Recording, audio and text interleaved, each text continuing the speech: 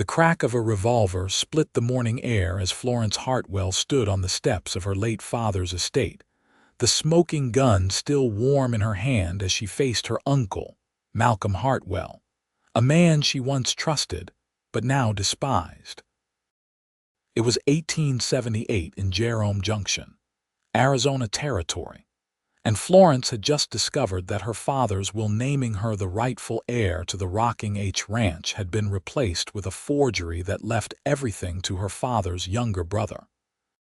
"You'll regret that warning shot, girl," Malcolm snarled, his face reddening beneath his gray mutton chops.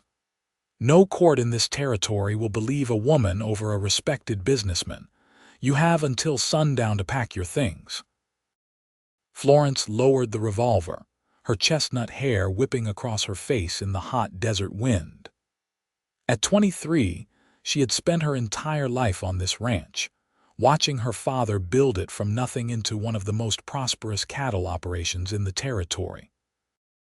Now, just 2 weeks after burying him, she was being forced from her home by the very man who had sworn to her father that he would look after her.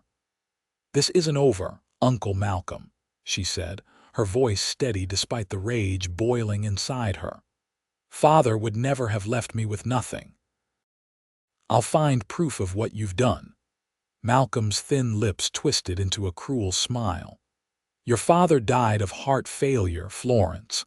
A tragic but natural end, just as it will be natural for his brother to inherit when his only child is a daughter who knows nothing of running a cattle ranch." Florence held her ground. "I've been running this ranch alongside my father since I was 15. The hands respect me." "The hands have been paid off," Malcolm said flatly, "and those who refused have been dismissed. Face the truth, girl.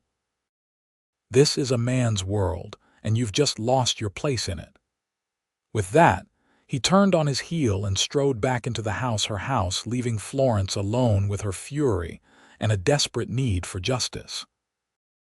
As sundown approached, Florence sat atop her favorite mare at the edge of the property, a single trunk of belongings strapped to the saddle. She'd spent the day saying painful goodbyes to the few loyal ranch hands who remained, men who had worked for her father for years but were powerless against Malcolm's new authority. Her childhood home grew smaller in the distance as she guided her horse toward Jerome Junction, 5 miles to the east.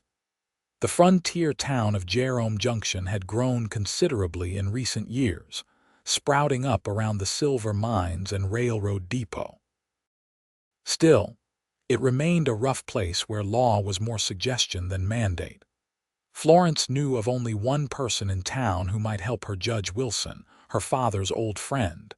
If anyone knew the legalities of inheritance, it would be him. The main street was busy with the evening's activities when Florence arrived. Miners and cowboys crowded the saloons, and working girls called from balconies.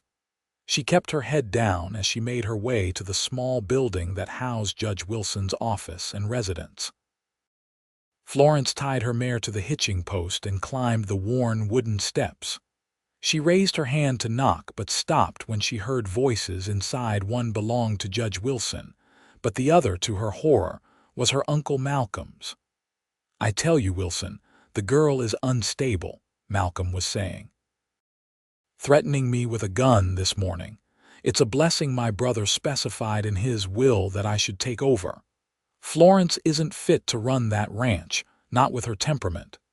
"It's unusual," the judge replied, his voice carrying doubt. "Charles Hartwell always spoke of leaving the ranch to his daughter." "He changed his mind in his final days," Malcolm insisted. "He saw how emotional she was becoming, how unprepared for the responsibilities. I have the will right here, signed and witnessed." Florence backed away from the door, her heart pounding. Malcolm had gotten to Judge Wilson before her. How many others had he turned against her? The enormity of her situation crashed down upon her. She had no home, dwindling funds, and apparently no allies. As she turned to leave, she collided with a solid form, nearly losing her balance before strong hands steadied her. "Whoa there, madam," a deep voice said. "You all right?" Florence looked up into a pair of the most striking blue eyes she had ever seen, set in a sun-bronzed face beneath a well-worn Stetson. The man wore the dust of the trail and carried himself with the easy confidence of someone familiar with hard work and harsh country. "I'm fine," she said automatically, then reconsidered. This stranger owed nothing to her uncle. "Actually, no, I'm not fine at all." The man studied her tear-streaked face with concern. "Name's Jackson Sloane. Most folks call me Jack. Can I help you with something, miss?" "Florence Hartwell," she replied, extending her hand with the formal manners her father had insisted upon. "And I'm afraid my problems may be beyond anyone's help, Mr. Sloane." Jack shook her hand, his calloused palm warm against hers. "Well, Miss Hartwell, I've found that most problems look worse in the fading light. Why don't we discuss it over supper? I was just heading to Clara's cafe." Florence hesitated. She had been raised to be cautious around strangers, particularly men. But something about Jack Sloane's straightforward manner and kind eyes made her trust him instinctively. Besides, she had nowhere else to go. "I would appreciate that, Mr. Sloane. Thank you." Clara's Cafe was a modest establishment at the quieter end of Main Street, catering to travelers and locals seeking a meal without the rowdiness of the saloons. Jack held the door for Florence, and they found a corner table away from the few other patrons. After ordering coffee and stew, Florence found herself telling Jack everything: her father's sudden death, the suspicious new will, her uncle's ultimatum, and her current homeless state. "I know it sounds like the ramblings of a distraught woman," she concluded, "but I know my father. He would never have left me destitute. The will Malcolm presented is a forgery, I'm certain of it." Jack listened without interruption, his weathered face thoughtful. "I believe you, Miss Hartwell. I've seen this kind of thing before. Men like your uncle count on the law favoring their word over a woman's." "Then there's nothing I can do?" Florence asked, fighting back a fresh wave of tears. "I didn't say that," Jack replied, leaning forward. "Tell me, did your father have any other paperwork?" "Business contracts, letters, anything that might contradict this new will," Florence thought hard. "He kept a lockbox in his study. Important documents," he said, "but Malcolm will have access to that now." Jack's mouth quirked into a half-smile. "For now, but lockboxes can be relocated if necessary." Florence's eyes widened.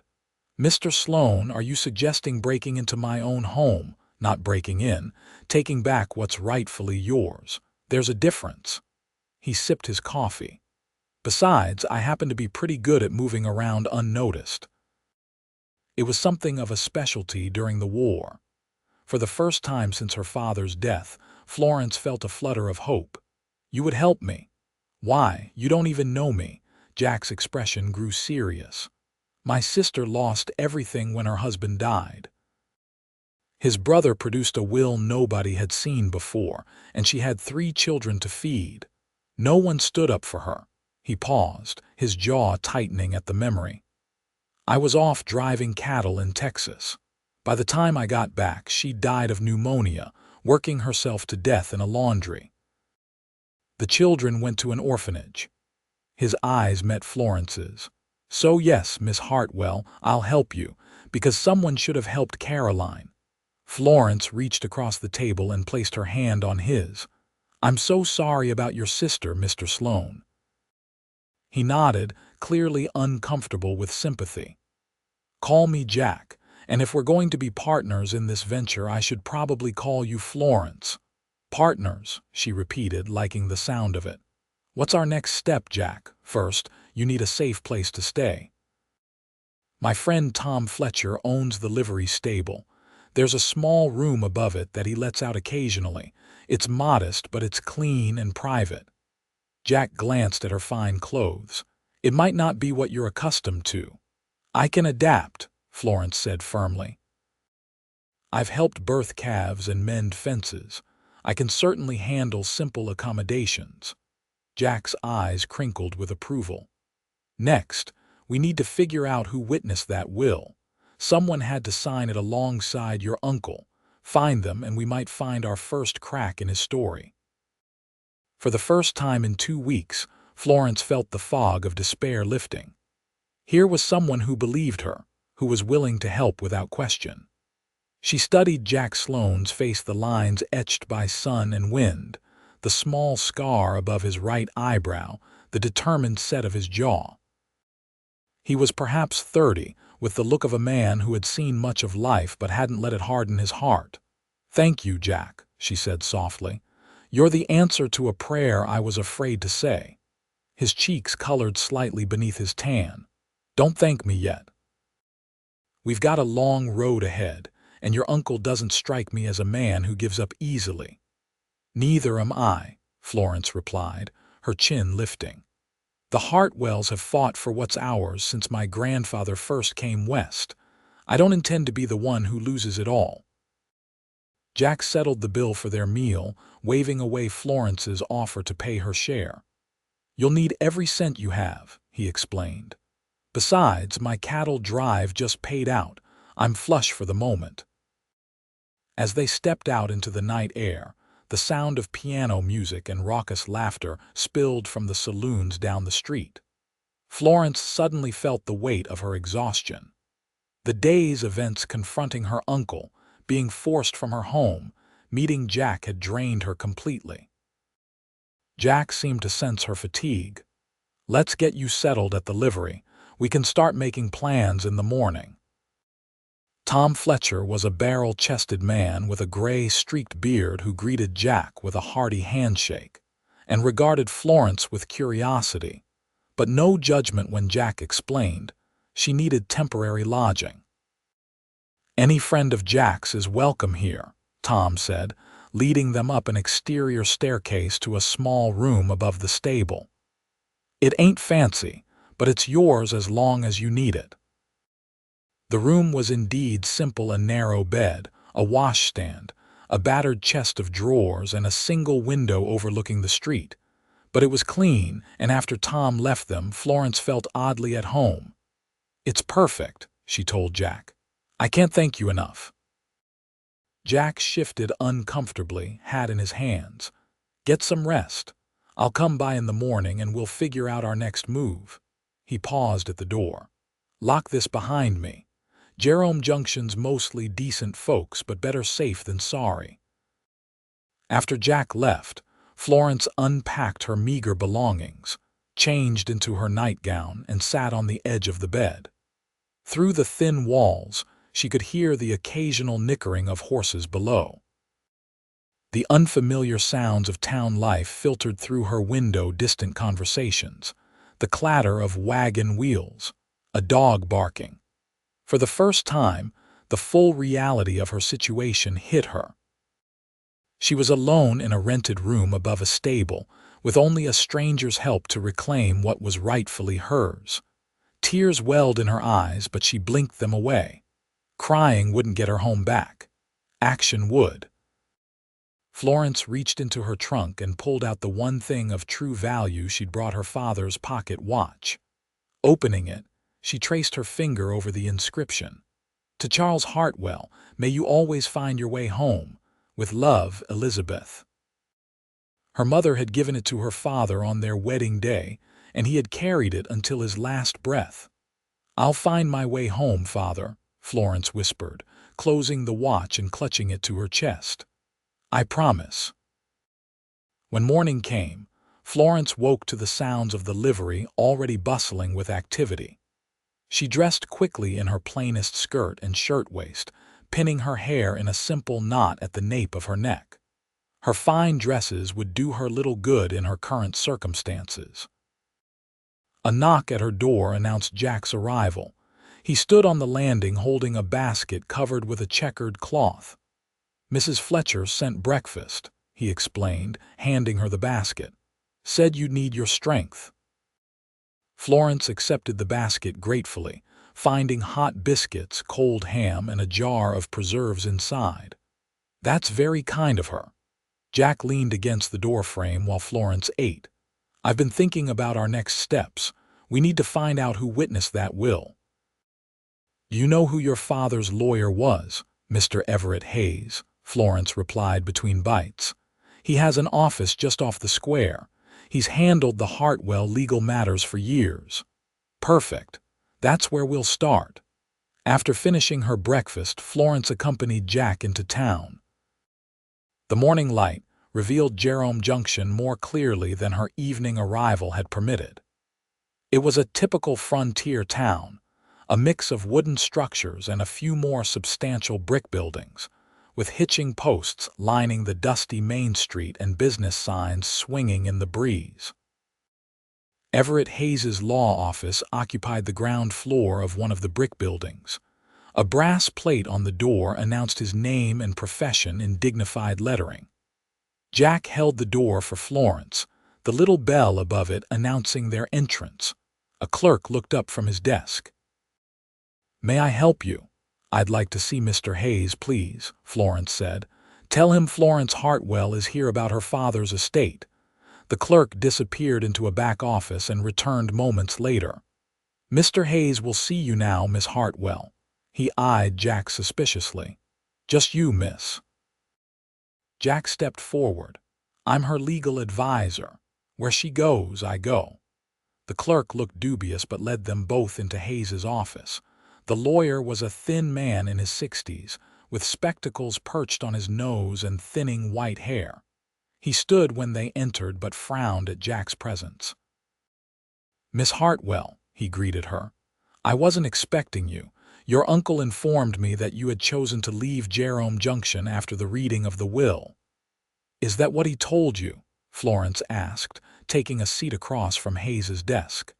"Well, he lied, just as he lied about my father's will." Hayes's expression hardened. "That's a serious accusation, young lady. The will was properly executed and witnessed." "By whom?" Jack interjected, remaining standing beside Florence's chair. Hayes peered at Jack over his spectacles. "And you are?" "Jackson Sloane, Miss Hartwell's advisor in this matter." "I wasn't aware that Miss Hartwell had retained counsel. Are you admitted to practice in the Arizona Territory, Mr. Sloane?" "I'm not a lawyer," Jack admitted. "Just a friend making sure Miss Hartwell gets a fair hearing." Hayes sighed. "Very well. The will was witnessed by myself and Dr. James Miller, who, as you know, Miss Hartwell, was your father's physician."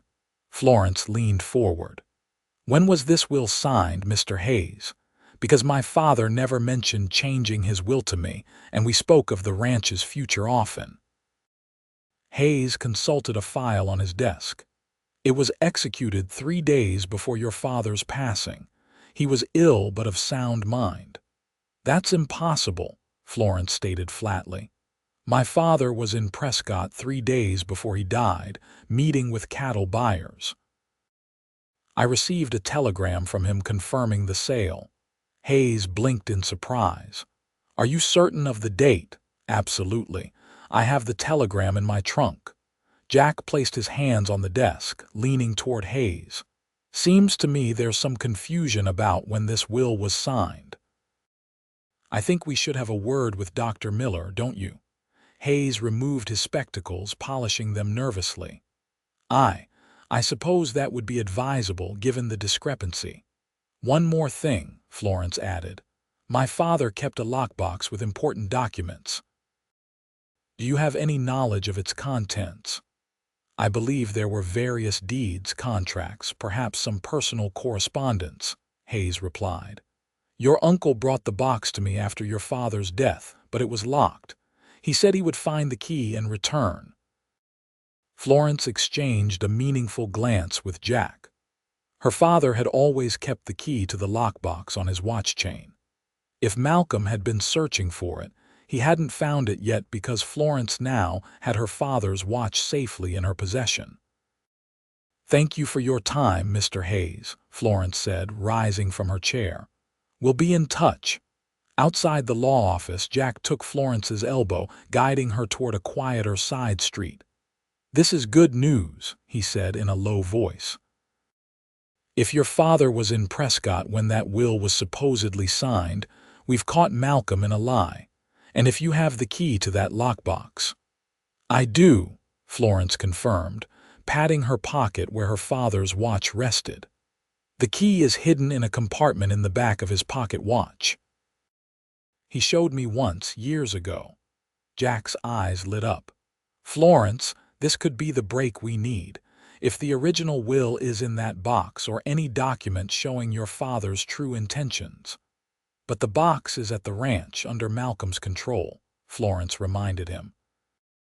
Jack's mouth curved into a determined smile. "For now, I think it's time we paid a visit to the Rocking H Ranch. Tonight." As dusk settled over Jerome Junction, Florence paced the small room above the livery, waiting for Jack. They had spent the afternoon planning their nighttime expedition to the ranch. Jack had procured a wagon and supplies, and Florence had exchanged her skirt for a pair of her father's old trousers that she'd packed in her trunk.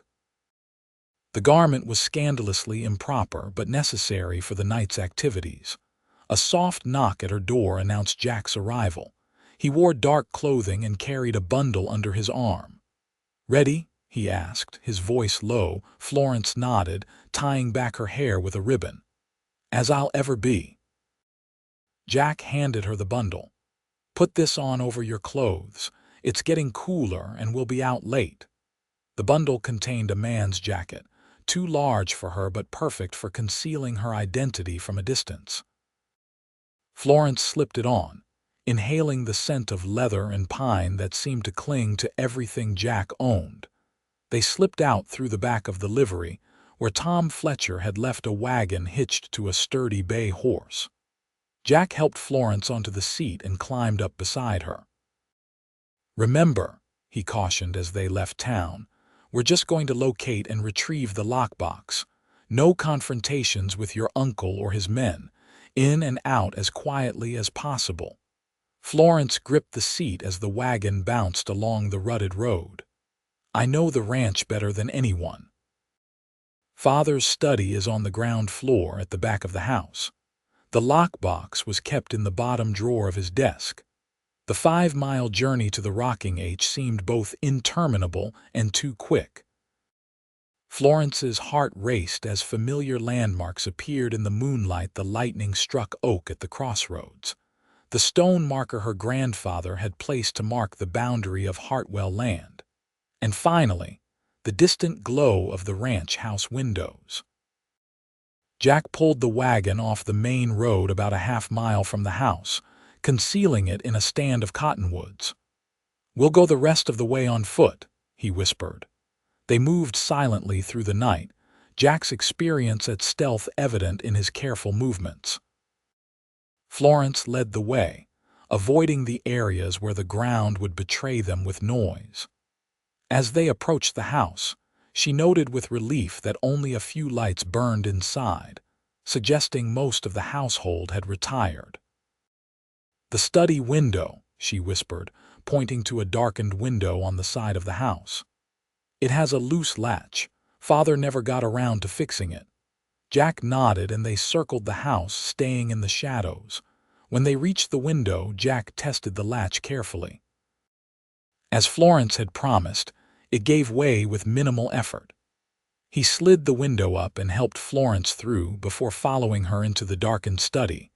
The room smelled of her father's pipe tobacco and leather-bound books. Florence felt a pang of grief and anger as she realized Malcolm had already begun to change things. Her father's favorite chair was gone, replaced by a newer, more ornate one. "The desk," she whispered, moving toward the massive oak piece that had been in her family for generations. Jack stood watch at the door while Florence knelt and opened the bottom drawer. Her heart sank when she saw it was empty. "It's not here," she whispered urgently. Jack joined her at the desk, examining the drawer. "He must have moved it. Where else might he keep it?" Florence thought hard. "His bedroom, perhaps, Or, a sudden inspiration struck her. The root cellar. Father used to hide valuables there during Apache raids. Malcolm might remember that tradition. Jack nodded. Lead the way. They slipped out of the study and down the hallway toward the kitchen. Florence froze as she heard voices from the parlor, Malcolm and someone else, their conversation muffled but their tones animated. She motioned to Jack to hurry.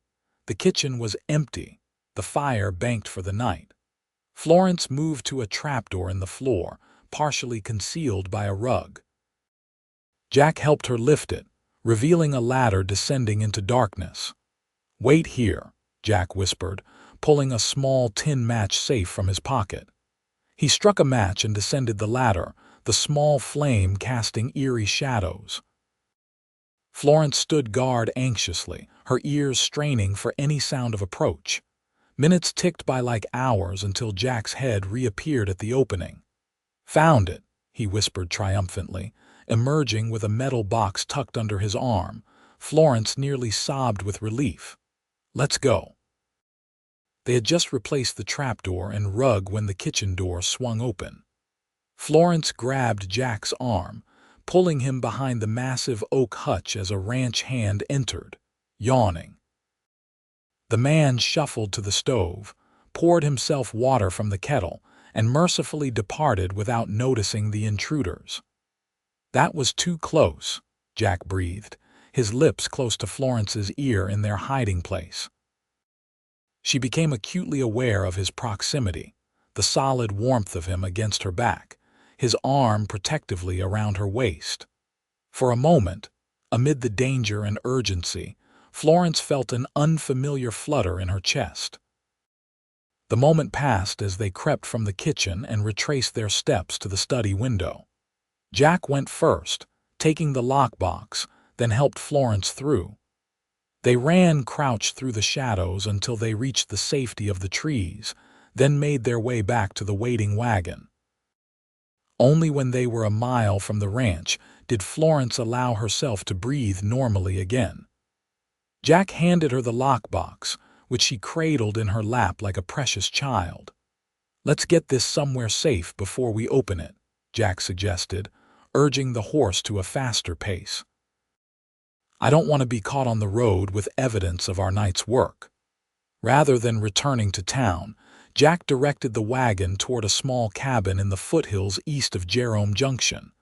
"An old prospector's place," he explained. "My friend Ben lets me use it when I'm in the area. No one will look for us here." The cabin was rustic but solid, with a stone fireplace and simple furnishings. Jack lit a lamp and built a small fire while Florence placed the lockbox on the table, removing her father's watch from her pocket. "The moment of truth," she said, turning the watch over and pressing a hidden catch in the case. A tiny compartment opened, revealing an equally tiny brass key. Jack stood beside her as she inserted the key into the lockbox's lock. It turned smoothly, and the lid opened with a creak of hinges. Inside were stacks of papers, neatly organized. Florence's hands trembled as she began to sort through them: property deeds, cattle purchase records, bank documents. At the bottom of the stack, she found what she was looking for: her father's will, dated just 6 months earlier and bearing his unmistakable signature. "Here it is," she breathed, scanning the document. "He left everything to me, just as I knew he had. And look, it's witnessed by Judge Wilson and Mr. Hayes." Jack leaned over her shoulder, reading along.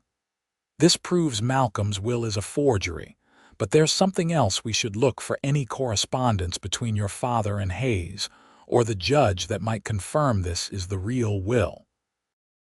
They continued searching through the box, finding letters that revealed not only confirmation of the will's authenticity, but something more: evidence that Malcolm had been embezzling from the ranch for years, a fact Charles Hartwell had discovered shortly before his death. "This letter to Judge Wilson," Florence said, holding up a sealed envelope. "Father wrote it the day before he died. It says he confronted Malcolm about the missing funds and was planning to press charges. Jack's expression darkened. Florence, this suggests something far more sinister than just a forged will. Your father's sudden death. You think Malcolm murdered him. The possibility had lurked at the edges of Florence's consciousness, but hearing it spoken aloud made her blood run cold. I think it warrants investigation, Jack replied cautiously. Your father was in good health by your account. Then he confronts Malcolm about stealing and suddenly dies of heart failure. Florence sank into a chair, the documents clutched in her hands. What do we do now?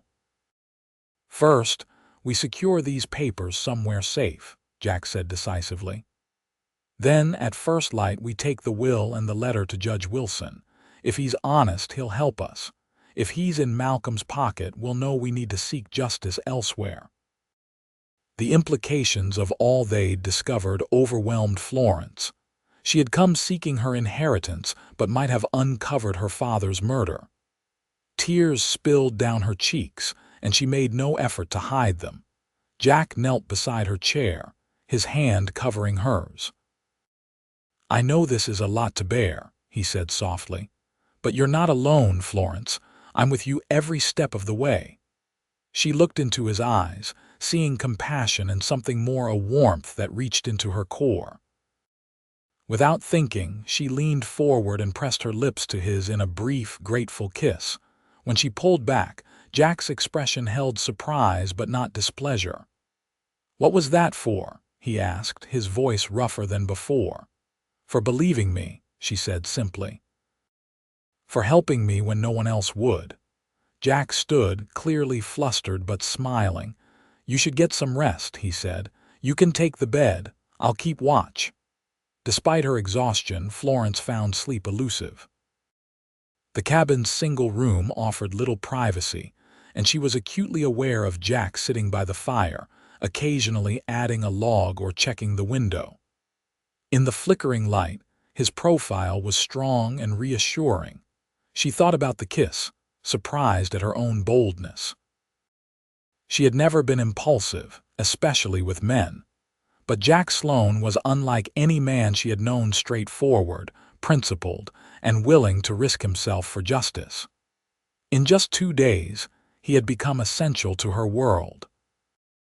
Morning arrived with golden light streaming through the cabin's small windows. Florence woke to the smell of coffee and found Jack at the stove, frying bacon in a cast-iron skillet. You cook? She asked, smoothing her rumpled clothing. Jack glanced over his shoulder with a smile. Bachelor's necessity. Nothing fancy, but it'll keep us going. They ate quickly, packed the documents, and headed for town. The streets of Jerome Junction were already busy when they arrived, with shops opening and wagons delivering goods. Jack drove straight to Judge Wilson's house, a modest but respectable residence near the courthouse. The judge himself answered their knock, his eyebrows rising at the sight of Florence. Miss Hartwell, I heard you had left town. Another of my uncle's lies, Florence replied coolly. May we come in, Judge Wilson? We have important matters to discuss. The judge hesitated but stepped aside. Inside, Florence wasted no time in presenting the true will and explaining how they had discovered it. This is most irregular, Wilson said, frowning as he examined the document. Breaking into your uncle's home to retrieve this box. My home, Florence corrected firmly.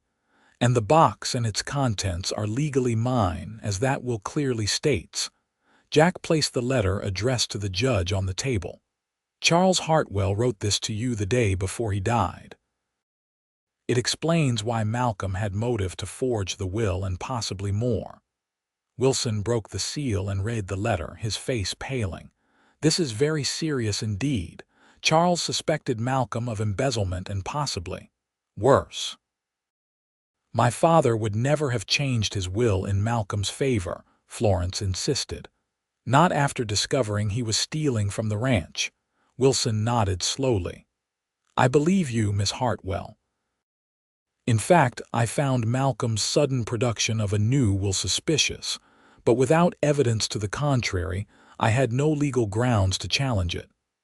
And now, Jack pressed, now we have grounds not only to invalidate the fraudulent will, but to investigate Malcolm Hartwell for possible financial crimes and potentially the circumstances of Charles's death.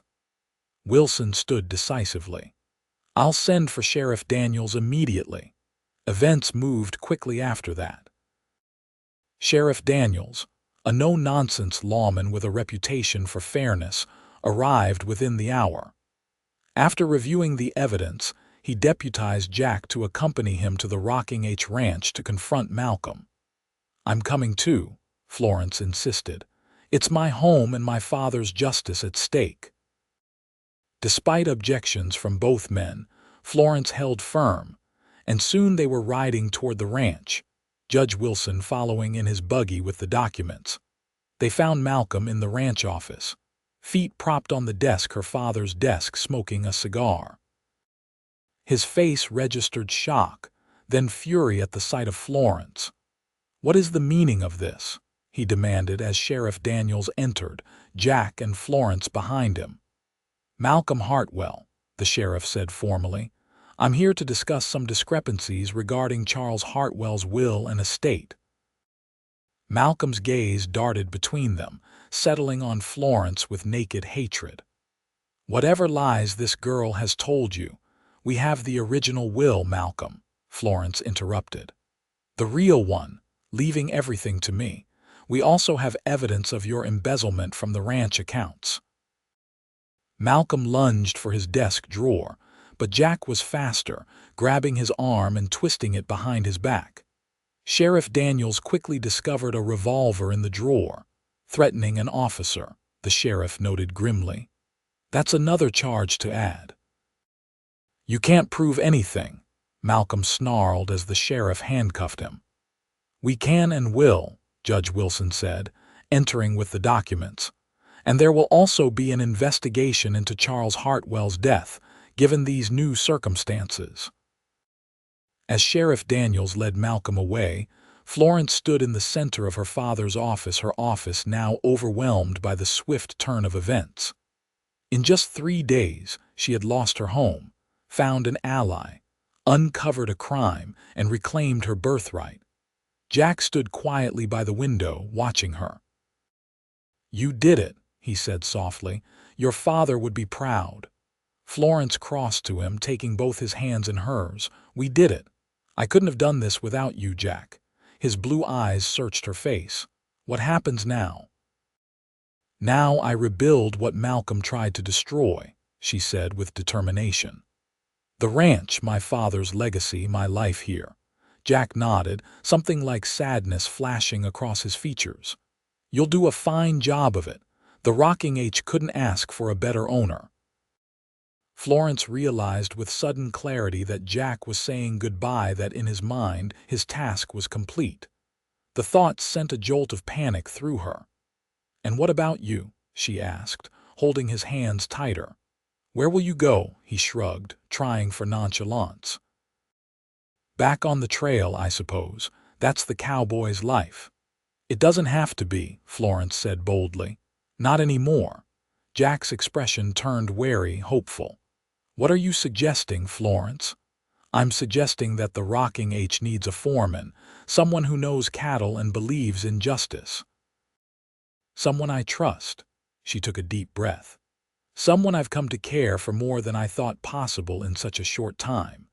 Jack's smile started slow but bloomed into something that transformed his entire face. "Are you offering me a job, Miss Hartwell, or something more?" "Both," she admitted, her cheeks flushing. "If you want them." Jack drew her closer, one hand releasing hers to brush a strand of hair from her face. "I've been a drifter most of my life, Florence. Never stayed anywhere long enough to put down roots, but these past few days with you, I've started to wonder what it might be like to find a home." "Wonder with me," Florence whispered. "Stay." His answer was a kiss, gentle at first, then deepening with promise and possibility. When they finally parted, both were breathless. Is that a yes?" Florence asked, smiling against his lips. "That's a definite yes," Jack confirmed. "To all of it." In the days that followed, Florence reclaimed her rightful place as owner of the Rocking H Ranch.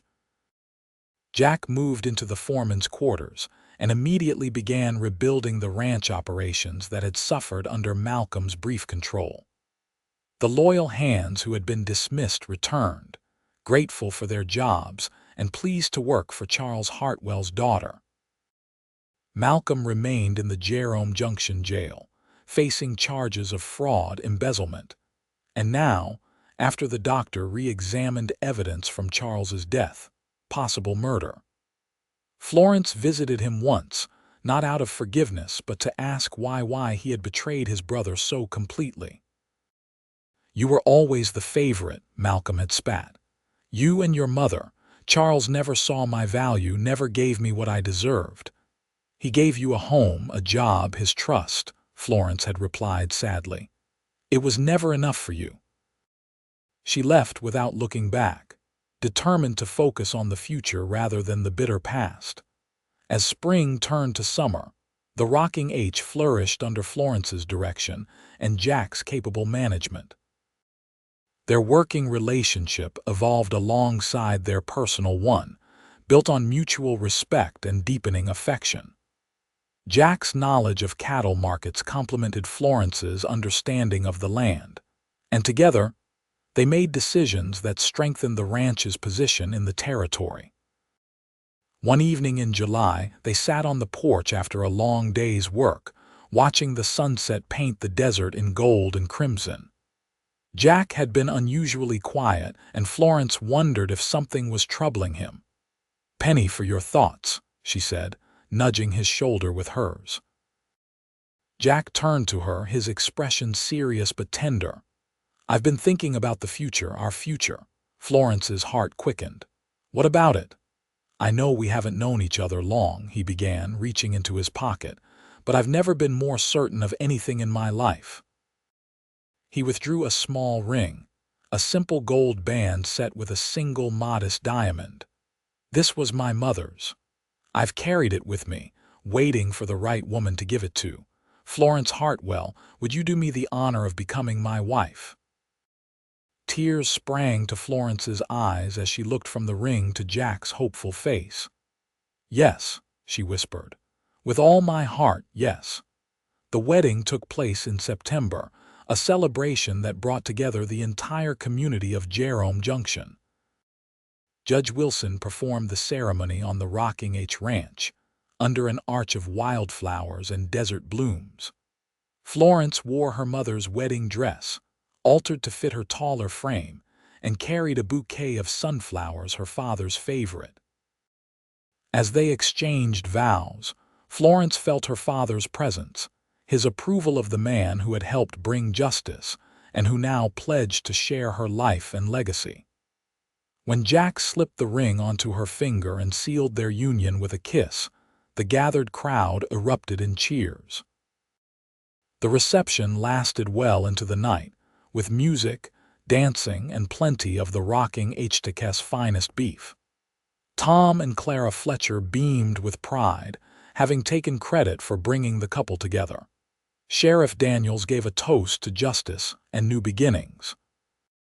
Even Everett Hayes attended, having made amends by testifying against Malcolm and helping to secure Florence's legal claim to the ranch. Later, after the guests had departed, and they were finally alone in the master bedroom, now there's Jack took Florence in his arms. "Mrs. Sloane," he said, savoring the sound of it. "How does it feel to be a married woman?" Florence smiled up at him, her fingers tracing the line of his jaw. "Like coming home after a long journey, like justice and joy all at once." "I never thought I'd find this," Jack confessed. "A woman who could be partner, friend, and love all in one. A place that could be home. And I never imagined that losing everything would lead me to gaining so much more," Florence replied. "My father used to say that life's detours often lead to the best destinations."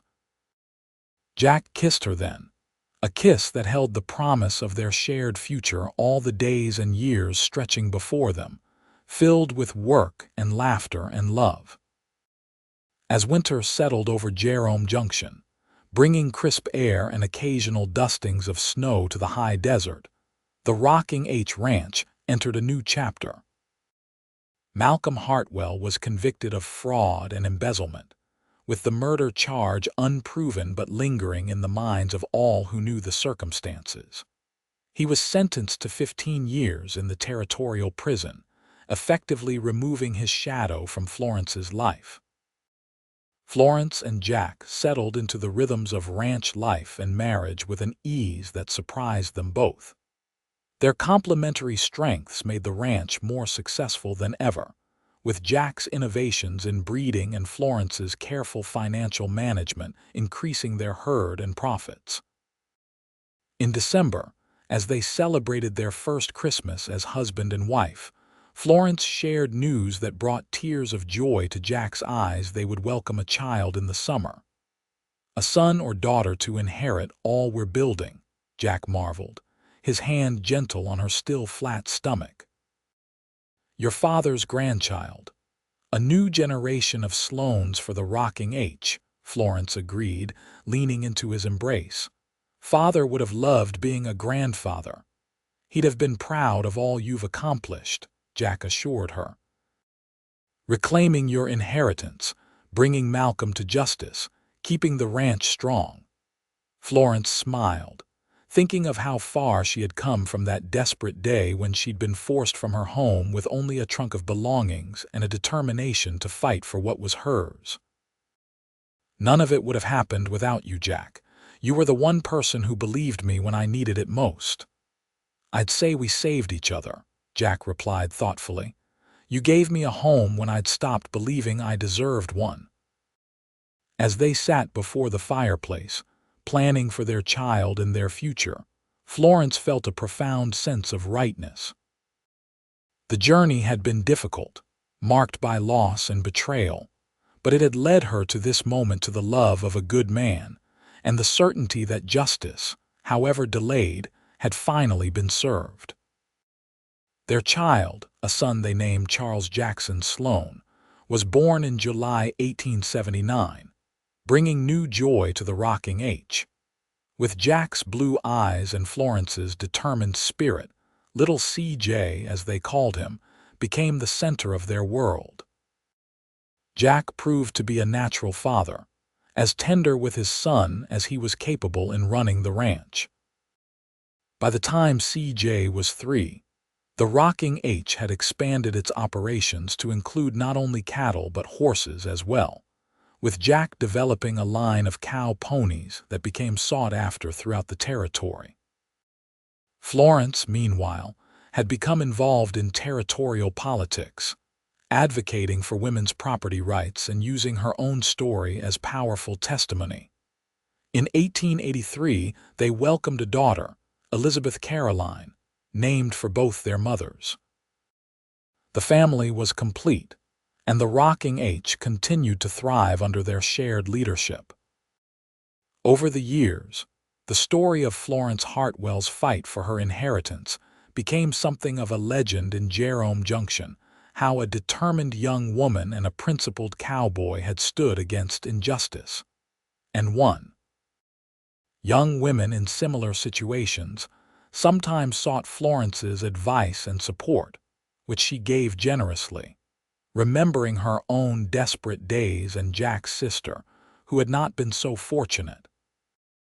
On the 10th anniversary of her father's death, Florence visited his grave with flowers and news of all that had transpired on the ranch he had built. "We've doubled the herd, Father," she said softly, placing the bouquet against his headstone. "And Jack has added that horse breeding program you always wanted to start. CJ is already showing signs of being a natural rancher. He has your eye for good stock. And little Lizzie, she's got your stubborn streak, that's for certain." The warm breeze rustled the cottonwood leaves overhead, a sound that had always reminded Florence of her father's gentle laughter. "I fought for what was mine, just as you taught me," she continued. "And in fighting, I found so much more: a partner, a family, a deeper purpose. I hope you're proud." Jack appeared at the edge of the cemetery, giving her space but lending his presence. When she was ready, she joined him, slipping her hand into his. "All right?" he asked, his blue eyes gentle with understanding. Florence nodded. "Better than all right. I was just telling Father about all we've built together. And all we still have to build," Jack added, squeezing her hand. "The future is bright, Florence. For us, for the children, for the rocking H." As they rode home side by side, the ranch buildings coming into view against the backdrop of the Arizona mountains, Florence reflected on the journey that had brought her to this moment. The loss of her father had led to the threat of losing her inheritance, but in fighting for justice, she had gained something far more valuable: a life filled with love, purpose, and the knowledge that she had honored her father's legacy in ways he would never have imagined. Jack reached across to take her hand as they approached the ranch house, where their children waited on the porch with Tom and Clara Fletcher, who had become like grandparents to CJ and Lizzie. "Welcome home, Mrs. Sloane," Jack said with the smile that still made her heart race after all these years. "Home," Florence repeated, the word filled with all the meaning she had fought so hard to preserve. The sweetest word in any language. Together they rode toward their future, the rightful heirs to all they had built, their love a testament to the unexpected gifts that can emerge from life's greatest challenges. The Rocking H Ranch would continue to thrive under their care, a legacy of perseverance, justice, and the enduring power of believing in oneself, and in finding the one person who believes in you when no one else will.